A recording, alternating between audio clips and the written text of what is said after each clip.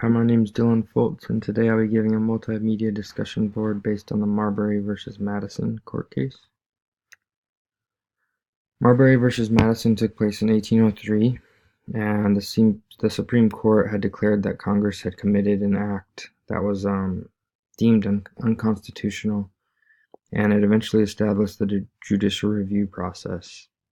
Um, William Marbury was a Federalist Party leader, and he was appointed by the previous president right before Thomas Jefferson became president. It was something called the Midnight Appointments, and William did not receive his commission for being appointed to that position. And this is where the problem took place. It was eventually taken to the courts, and the court realized that it was unconstitutional, and it eventually established the ultimate power of the court. Um, the decision was that the Jefferson administration failed to obey the law and authorized the commission, which was, like I said, unconstitutional.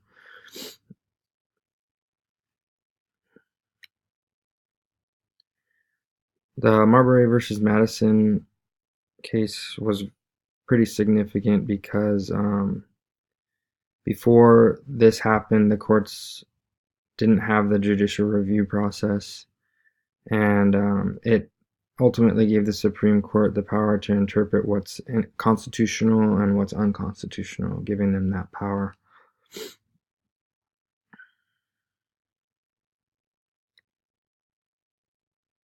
The court case affects our lives today um, because, like I said before, it allows the Supreme Court to deem what's unconstitutional and what's constitutional, and basically allows them to lay the law of the land based on the Constitution.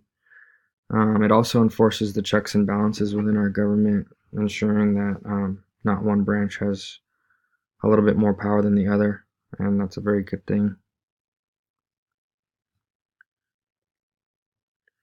I hope you guys enjoyed the presentation and have a good week.